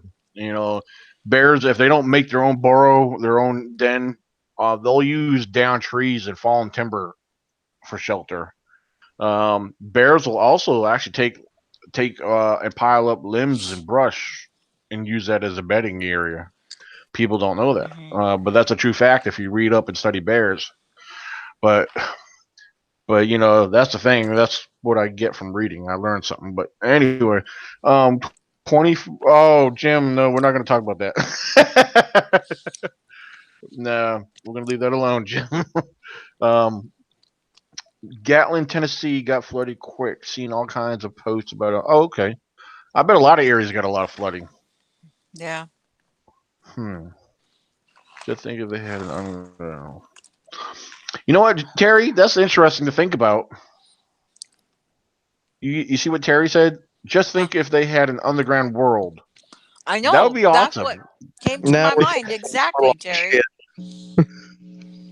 You know, I mean, so basically, what where if do they they live go? under? What if they live like Fraggle Rock? Yeah. I Oh love Ah, Fraggle God, Rock. now I I feel old. know. I love that Why? show. I love that Oh, show. I The Gore. know. I love the little Yeah, doozers. The doozers were my I used favorite. to watch Fraggle Rock all the time growing up when I was a kid. I mean, it's the best thing. I bought the entire disc set for my daughters. And then I when need to they do the grew out of it, I passed it down to my nephew for him to watch. yeah. Yeah, I do believe I should do the same thing. I should try to look for that because Brianna, even though she's 17, she'll be 18 in June. She would actually like that, because stuff I grew up with. She likes a lot of that stuff too. Hmm. So Tracy said, "How would they eat?" I don't know, but I would think that they would be possible. That would be if. Well, I mean, just like us, we live in the home. Our house is our shelter. So we have to leave our home to go out and find the food. So squatches, most likely would have to do the same thing. You know, they would have to make But their there's appearance. no proof. We're still at Right, the point where there's no proof. right. You know, But it's all we could always make assumptions. it's Without all speculation. It's right. fun. It's fun speculation, wondering about all that, you know. And the main thing is the one thing I believe is safe to do is entertain the thought of the possibilities. Of Right. all the different theories. What would be most likely, or what would sound more logical, in the case of whatever. So But I still believe they're flesh and blood, and I still don't believe they turn into trees or just evaporate into a different dimension. I just don't think yeah, that. yeah, I don't buy that either. I don't. People been watching too many old Schwarzenegger movies. Predator. Get to the chopper! No! No! No! No! It's not a tumor.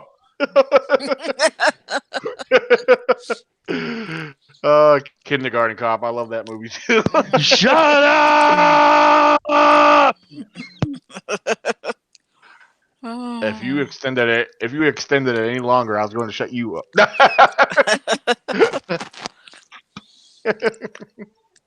Oh Lord, Yeah. Jimmy. Oh God.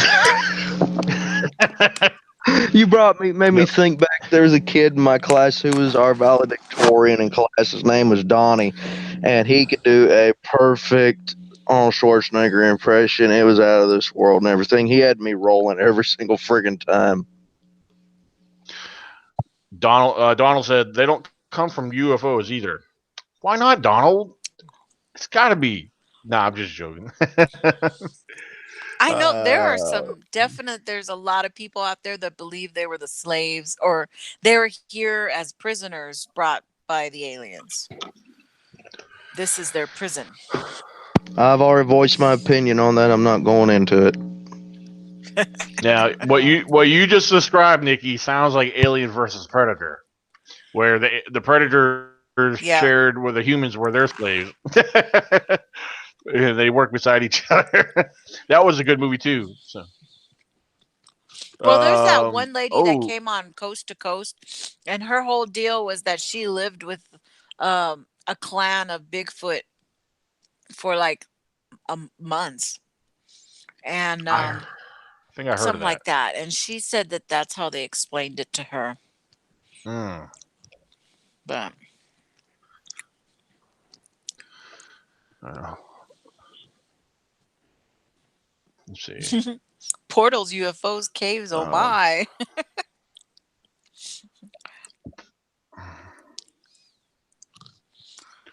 let's see. All right, let me I'm just checking something out here. I just bumped back and forth. I was looking on Facebook there Harold for a Denton second. asked, so was Chewbacca a slave actually in the Star Wars universe? Yeah, he was. And Han Solo saved him from execution. And in the Wookiee culture, if someone saves your life, you are indebted to them for life. And that's how Han paired up with Chewbacca. So, yeah, Chewbacca was a slave.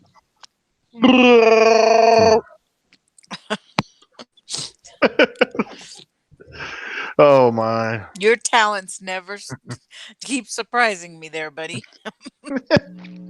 I know, right? Oh my. I have not experienced an orb portal. I haven't either, Jimmy. I have not either. Like, true, true, true. Keep hanging out with Marcella, and you'll see something. uh, yeah, what do you think? I mean, all right, people post pictures of these orbs and everything. And the thing is, what gets me is that they don't understand a lot of when it comes to photos, because they're not seeing them there in person, but they get these photos and look, there's orbs in here. Uh huh. Come on, if you're not seeing them there actually happening in person, and you end up seeing them in pictures after you got them snapping pictures of the area, people think about it. Think about do your research on what a majority of orbs come from. I mean, a lot of them are from lighting and dust particles, and there is a scientific logical explanation for a great majority of all these orbs in photos. Now, I'm not ruling out the possibility that hey, maybe just maybe there could be something more to that, but I think we need to consider the logical side of things before going too far to the extreme. I mean that's just my opinion. That's just my opinion. We need to be very careful on things. So, right, Yeah. B. That's what I'm saying. If they do research on orbs, there's actually some really good information out there about orbs. There's actually a blog site, which you know what, I'm gonna try to look that up real quick. My thing is Um, when people see an orb and then they say, "Look, there's a face in it and it's smiling." So that's really an orb, you know?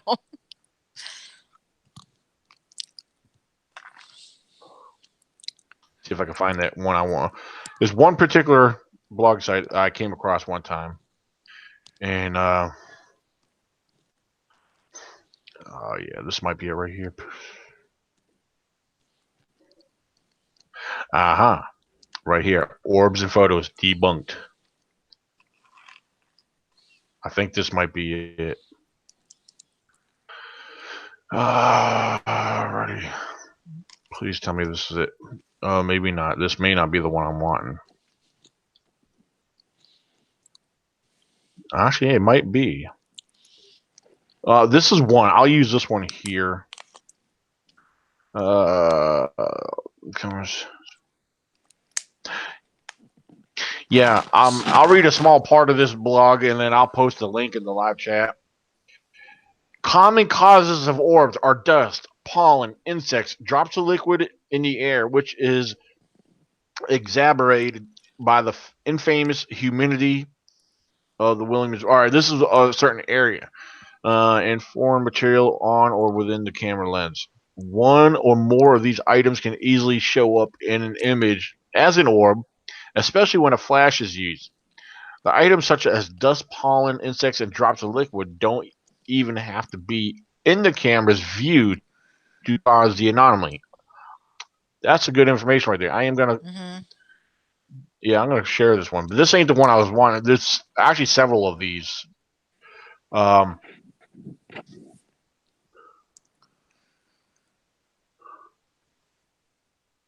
all right, here we go.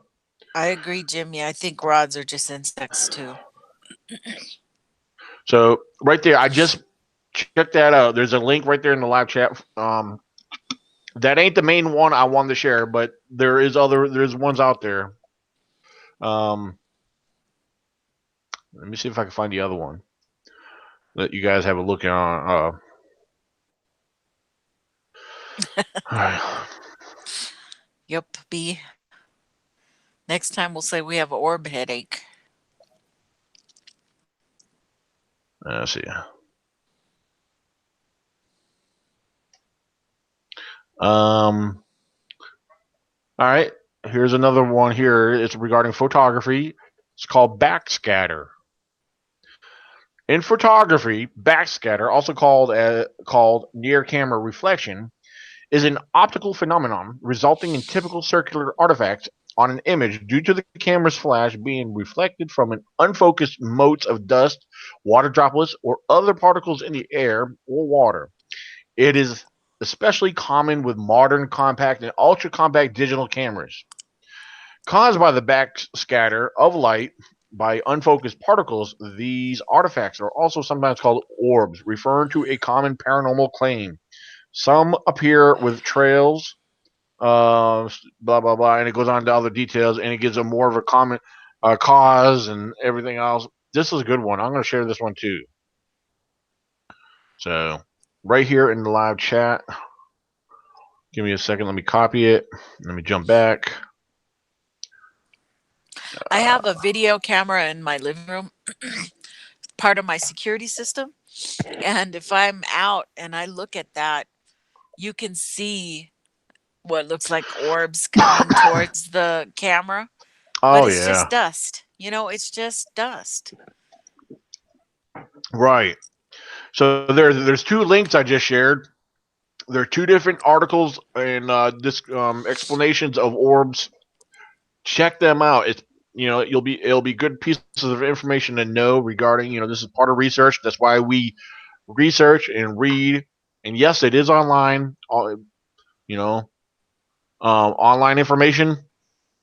It, there's information that's online that's true, and this is real stuff. This is about photography. This is coming from a photographer's a professional photographer's blog. So, yep.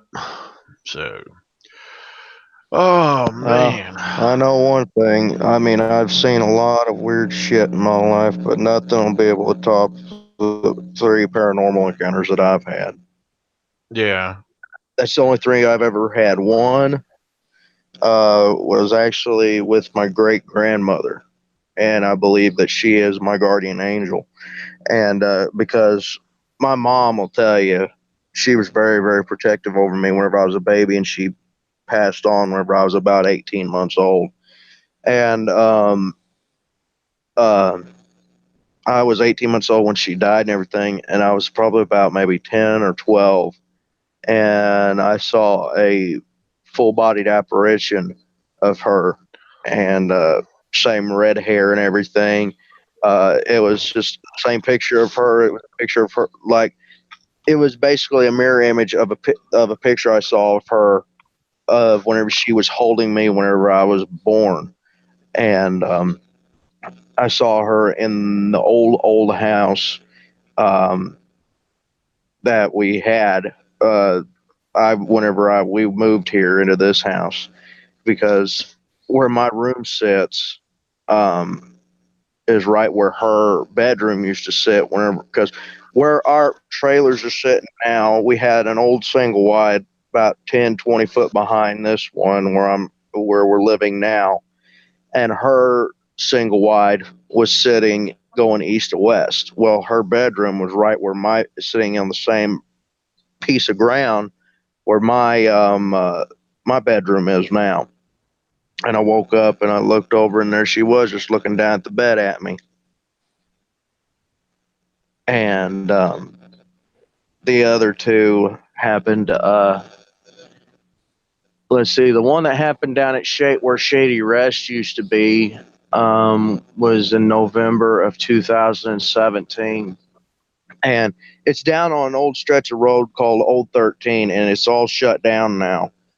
And so I could only drive in so far before I had to go and walk the rest of the way because it was so overgrown. And I went down there with a flashlight and a digital recorder. Nobody knew where I was. I parked my truck off the side of the road so that way I could hide it and everything. And I was doing an EVP session. And I'll give you a little bit of a backstory on what happened at Shady Rest that caused all this.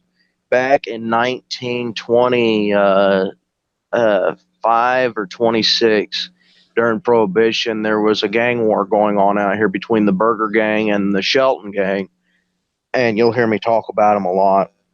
The Sheltons did the first ever aerial bombing on U.S. soil right here in southern Illinois whenever they dropped two homemade bombs on the Shady Rest. The first one they dropped missed and it landed in a field and it killed the farmer that was on his tractor. It was Coke bottles that was filled all the way up with nitroglycerin and about 6 sticks of dynamite around them.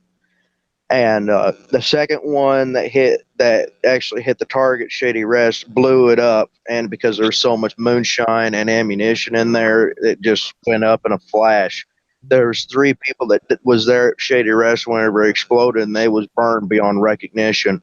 And to this day, nobody knows what the names of those peoples was, their identities, because they were so bad they couldn't even tell if they were male or female.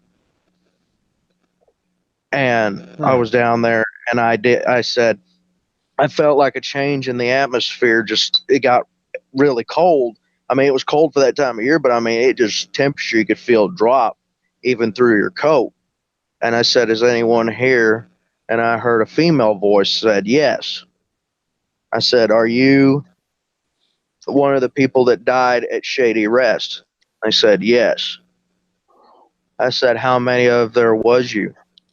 "Three." I said, "Could you tell me your names?" "George, James, and Jenny."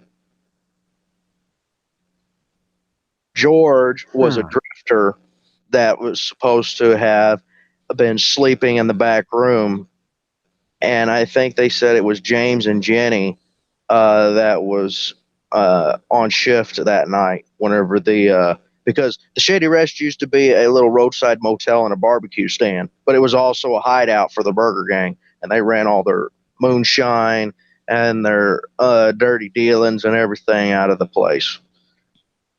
And then I said, "Is someone else here?" And I heard yes. And I went and I said, "Can you tell me your name?" "Charlie." I said, "Charlie Burger?" "Yes." I got the hell out of there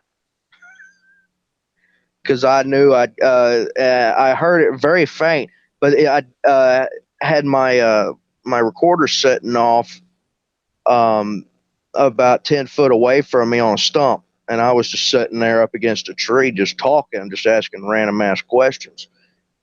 And then let's see, the third one that happened, I was in a house in Carbondale, and I was just doing a tour of this house for uh, the work that I do, and they were just showing us around and everything where they had all their paper and everything. And we was cutting up and we was going on, and then I walked in this one room, and it the mood just changed. I went in that room. I got very, very sad, depressed. I was having shortness of breath. I started to get a really, really bad migraine. I took my inhaler and everything because I just thought it could have been, dust in the air triggering my asthma. That didn't even help. And I said, I got to get out of here. As soon as we went back through the door, it all went away. I did a little bit of research because I knew something was out of the ordinary with this. And I did research and I found out that there was a homicide suicide in that room. A husband had found out that his wife had been cheating on him, and he strangled her, and then he shot her in the head and he killed himself. Wow. Yeah. All right. Hold on 1 second, guys. All right.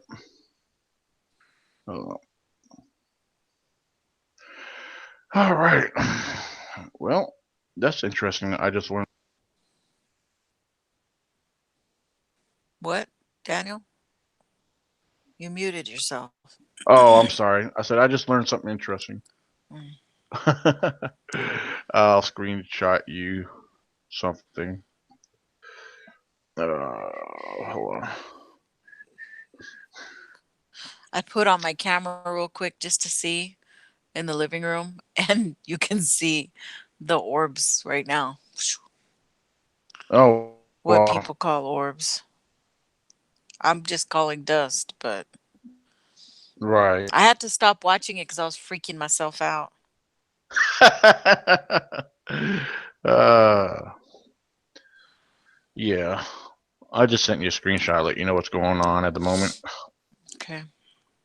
So I'll be back. I gotta walk and get some things picked up. Been up for 36 hours. I'm off to bed. All right, Dinobot said back to Bigfoot. Does anyone have anything they want to share? Because I wish we do got to get ready to call it a night soon, very soon here. So, Yep. uh, uh, uh, oh Oops. man, I lost the live chat. There it is. man, I got to get over there to see my friend Mike. I just came across a picture of his. He's got a picture of him and his three daughters. Man, I haven't seen them. It seems like it's been forever, but they are grown up. Yeah, they I'm were on like, Claritin. Me. Sorry. oh no, you're fine. I just read her comment. Yeah, my friend Mike, yeah, his girls, they were kind of like, I don't know. I looked at them as nieces, in a way, because I grew up with them. I was there when they were all babies, Yeah. you know, and they're all in their teens. Well, their oldest one, Nikki, she's same exact age as Brianna. They're just like 7 days apart. So Oh, wow. yeah, because it was funny, Uh, huh? I'm gonna get off here. I'm gonna call it a night, and I got to get up early in the morning too because I got stuff to do tomorrow, and then I'm gonna go pull my cameras tomorrow. Awesome. Yeah, if you find anything, be sure to definitely share if you have anything good. Oh yeah, I So, will. um, But all right, everybody. Well, have a good Okay. night, and I'll check you guys later on. Bye, Zach. Bye, absolutely. Yeah, Kita. yeah. We're gonna go ahead and call it a night as well. I want to thank everybody for coming on tonight. It's been a great discussion, and for all those listening in other platforms, or and while they're whatever way you're listening, if you're watching through here and interacting with us on the live chat, we appreciate it. If you're watching us while you're Facebook Live, we appreciate that too. So, everybody, thank you for tuning in tonight. And if you have not done so, subscribe. And for all the new subscribers, thank you. We have a large number of subscribers. Yep. My numbers are growing, which is awesome. Mm-hmm. Um, so, yep, it's very much appreciated. And you guys, all the support you guys share to me and the ECBRO it's all the support we get and all the members we gain. It seems like we gain new people every week. So and all the feedback we get a lot of positive feedback.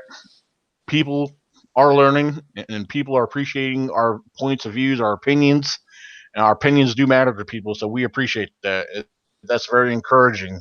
So and until next time, ladies and gentlemen, be on the lookout for us again on Friday nights, 8 p.m. And watch out, Squatch Zone Radio will be returning very soon. So, till later, this is Daniel Benoit, founder of the ECBRO. And don't forget, June 29th, in Waynesboro, Virginia, at the Best Western Plus. In Waynesboro, Virginia, is the ECBRO's annual Virginia Bigfoot Conference. Come on out. You don't want to miss it.